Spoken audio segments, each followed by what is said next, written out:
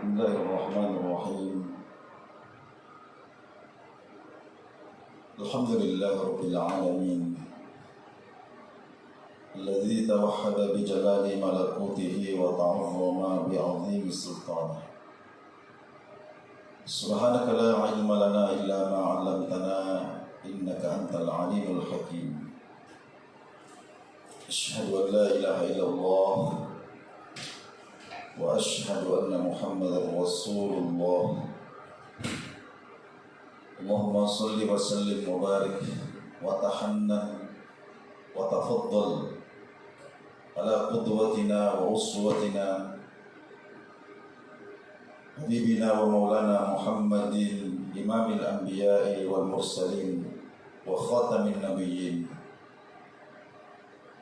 اللهم صل وسلم وبارك عليه وعليه وأصحابه المجاهدين الطاهرين وعلى كل من استنى بسنته واتبع بقدوته إلى يوم الدين. أما بعد.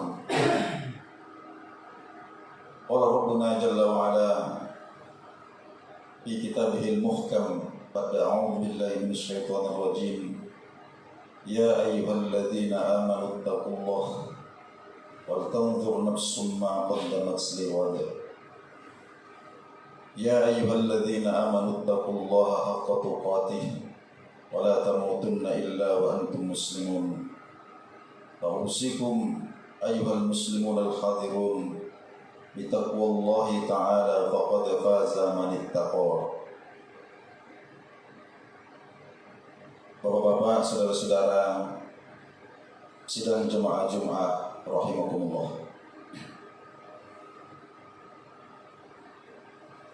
Ada dua kata yang seringkali digunakan untuk menggambarkan rentang waktu keberadaan kita manusia di muka bumi Allah ini. Sejak kita lahir dari rahim ibu kita, kemudian kita menjalani kehidupan ayat di kandung badan, sampai kemudian tiba masa yang telah ditentukan, ajal kita, ruh kita kemudian meninggalkan alam dunia ini. Nah, rentang waktu antara kelahiran dengan kematian ini ada dua kata yang sering digunakan. Yang pertama adalah usia, dan yang kedua adalah umur. Dalam bahasa Indonesia maknanya sama saja, usia dengan umur. Tapi dalam Al-Quran istilah yang digunakan itu adalah umur. Usia dalam bahasa Arab itu disebut as-sinnu. As-sinnu itu usia. Maknanya itu adalah usia biologis. Usia biologis. Jadi semenjak kita lahir, kita buat akta kelahiran, lalu kemudian kita mati, dibuat surat keterangan kematian. Biasanya di papan nisan itu, di batu nisan atau di papan nisan kubur itu, yang dicantumkan itu adalah usia, bukan umur. Jadi fulan bin fulan lahir tanggal sekian, bulan sekian, tahun sekian, wafat tanggal sekian, bulan sekian, tahun sekian, usia sama dengan sekian tahun. Usia, bukan umur. Kenapa? Karena usia biologisnya sudah habis.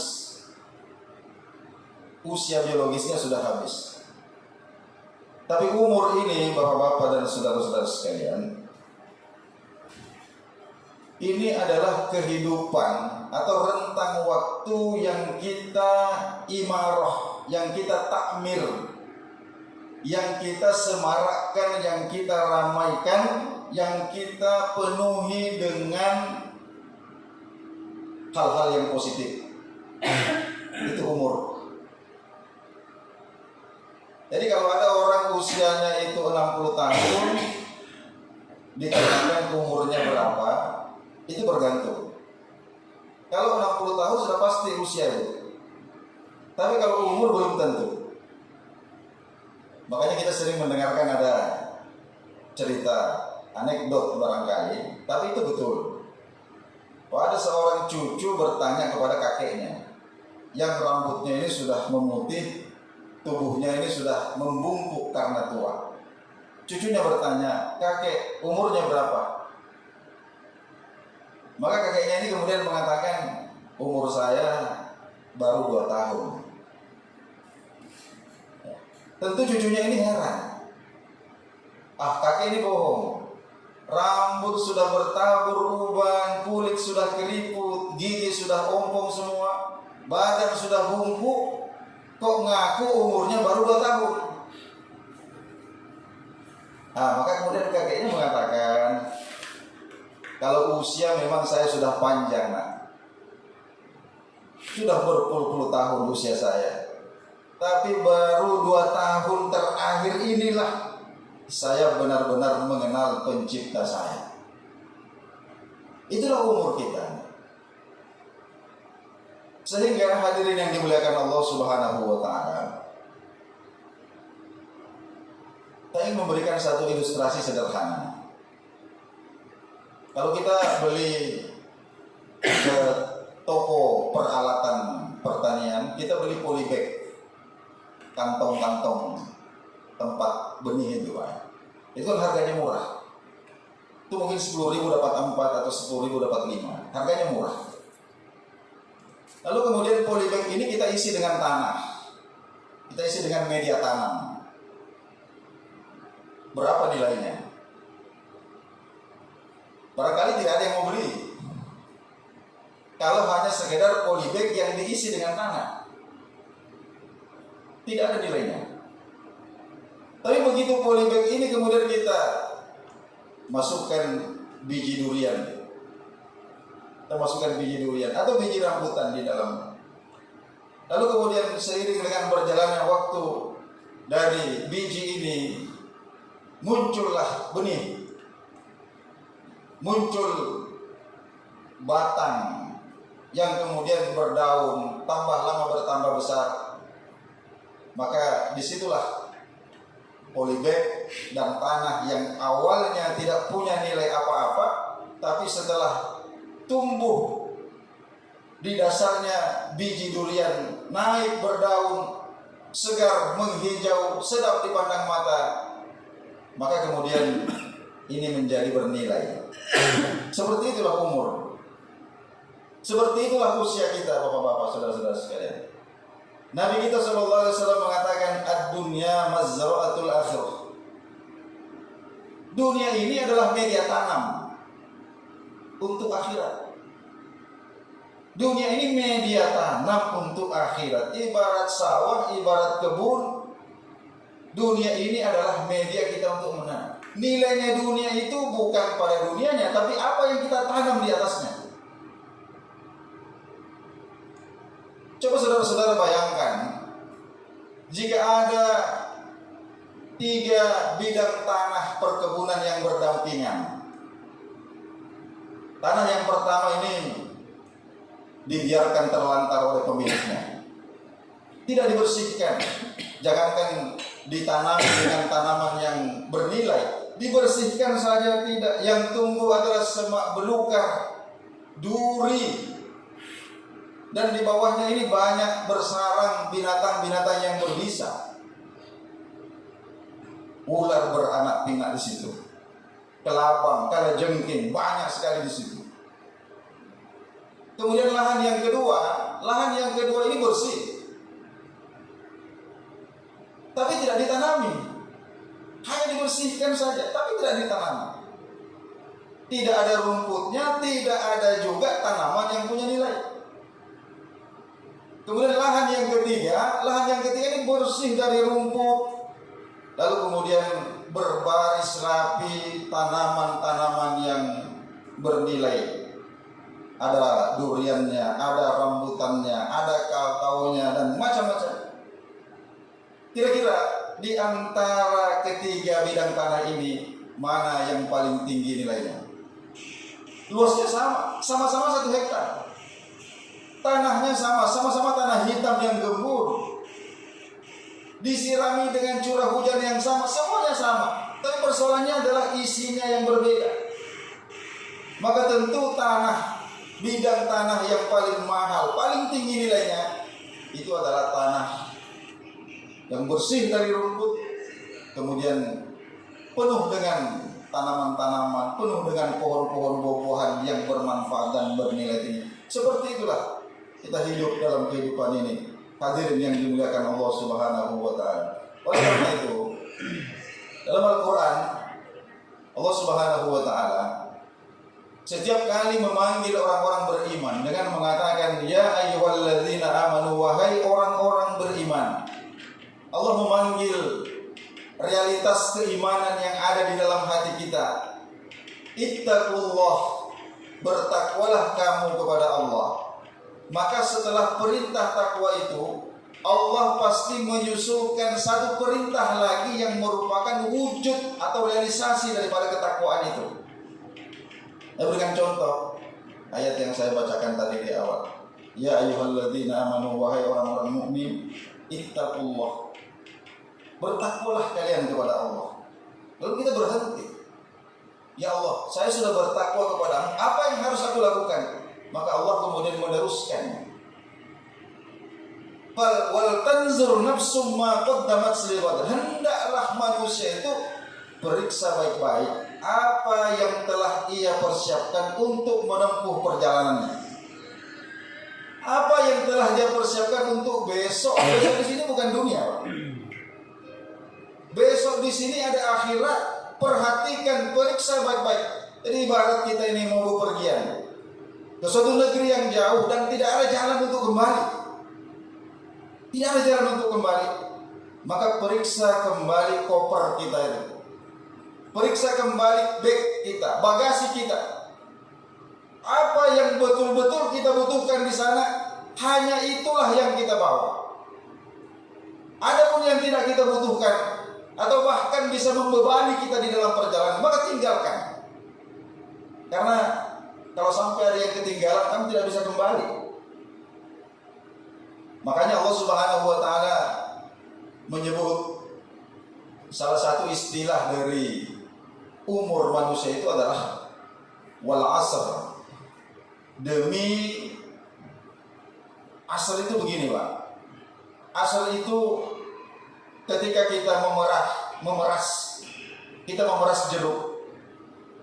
Di awal-awal kita peras itu airnya banyak keluar. Tapi semakin lama kemudian tetesannya semakin sedikit, semakin sedikit, semakin sedikit, semakin sedikit. Lalu kemudian habis. Itu namanya asr. Jadi ketika Allah mengatakan wal asri, Allah bersumpah demi umur yang semakin lama semakin sedikit, semakin lama semakin hampir habis. Itu sumpah Allah Subhanahu wa taala. Oleh karena itu wal tanzur nafsum ma qaddamat lighad. Perhatikan apa yang kita bawa, apa yang kita tinggalkan. Kita pilih hari ini apa yang bermanfaat di sana, kita bawa. Apa yang tidak bermanfaat di sini, di sana kita tinggalkan. Ada seorang raja Yunani, bukan seorang muslim. Seorang yang dikenal sejarah sebagai penguasa yang kekuasaannya membentang dari timur sampai ke barat. Namanya Alexander the Great, Alexander yang agung. Ketika dia hendak mati, ketika sakit menjelang kematiannya, dia katakan kepada orang-orangnya yang terpercaya, nanti kalau saya mati, saya punya 3 permintaan. Yang pertama, yang memikul keranda saya adalah dokter-dokter yang paling pintar. Kalau saya mati nanti, yang memikul keranda saya adalah dokter-dokter yang paling pintar. Kemudian peti mati saya nanti bolongi 2 sisinya, kira-kira tangan saya ini bisa keluar. Biarkan tangan saya terjuntai keluar dari peti. Kemudian yang ketiga, semua koin-koin emas yang saya miliki, taburkan di sepanjang jalan dari tempat saya disemayamkan sampai pemakaman saya. Ini aneh, Pak. Ini orang mau mati, wasiatnya aneh. Yang mengusung jenazah saya bukan sembarang, harus dokter yang paling pintar. Kumpulkan semua dokter yang nanti saya mati, suruh mereka usung jenazah saya. Untuk apa? Untuk menjadi pembelajaran kepada manusia bahwa sakit yang bernama mati itu tidak bisa disembuhkan oleh medis, oleh dokter yang paling pintar sekalipun.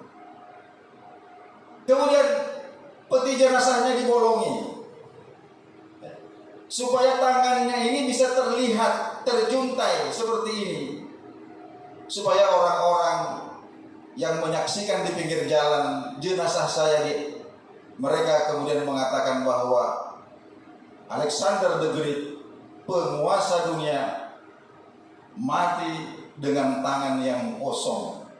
Ketika dia hidup, tangannya menggenggam hampir sepertiga dunia ini dengan seluruh kekayaannya. Tapi ketika dia mati, tangan yang tergenggam itu terbuka, terkulai, tidak membawa sedikit pun dari apa yang telah ia kumpulkan seumur hidupnya. Lalu kemudian semua dinar, semua keping-keping emas yang saya miliki, taburkan di sepanjang jalan.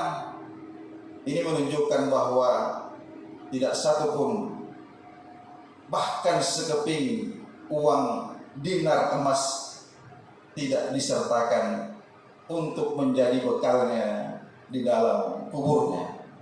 Hadirin yang dimuliakan Allah Subhanahu wa taala, inilah realitas dan keimanan itu. Ketika kita mengatakan iman, maka sebenarnya Allah Subhanahu wa taala memanggil kita untuk menyadari realitas fakta ini fakta seperti ini. Kemudian apa yang kamu lakukan?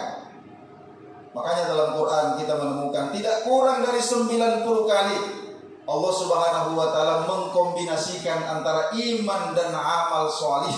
Alladzina amanu wa amilus shalihat, bahwa kita tidak cukup sadar saja, tapi kita harus action. Action itu adalah dengan melakukan amal-amal salih, amal-amal yang mendatangkan keridhaan Allah Subhanahu wa taala. Karena hakul yakin saudara-saudara sekalian, hanya itulah yang akan bermanfaat nanti dalam kehidupan kita selanjutnya. Mudah-mudahan khutbah singkat ini bermanfaat. A'udzubillahi minasyaitonir rajim. Wal 'asri innal insana lafi khusr illa alladziina aamanu wa 'amilus shalihati wa tawassaw bil haqqi wa tawassaw bis sabr. Barakallahu li wa lakum fil Qur'anil Karim wa taqabbalallahu minni wa minkum tilawatahu innahu huwal ghafurur rahim.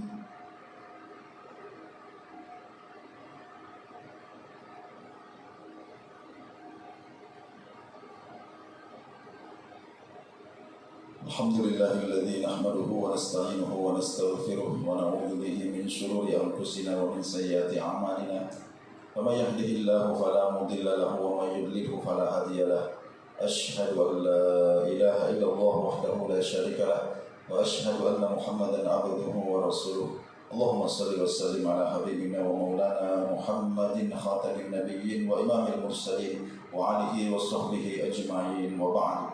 Ya ibadallah, usikum wa nafsi bittaqwallahi faqad fazal muttaqun. Qala rabbuna ba'da a'udzu billahi minasyaitonir rajim. Innallaha wa malaikatahu yusholluna 'alan nabi ya ayyuhalladzina amanu shallu 'alaihi wa sallimu taslima. Allahumma shalli wa sallim ala habibina wa maulana Muhammad, shalli wa sallim wa barik alaihi salatan wa salaman daimain mutalazimain ila yaumiddin. Rabbana ighfir lana dhunubana wa kaffir 'anna sayyi'atina wa tawaffana ma'al abrar. ظلمنا أنفسنا وإن لم تغفر لنا وترحمنا لنكونن من الخاسرين. اللهم احينا مسلمين وأمتنا مسلمين، توفنا مسلمين والحقنا بالصالحين.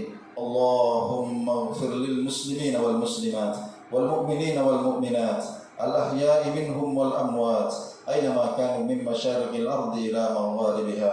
اللهم ربنا آتنا في الدنيا حسنة وفي الآخرة حسنة وقنا عذاب النار آمين يا رب العالمين.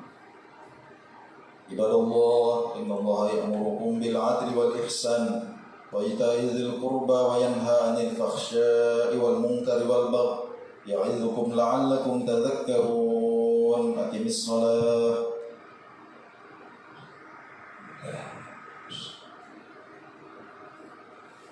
الله أكبر الله أكبر أشهد أن لا إله إلا الله أشهد أن محمدا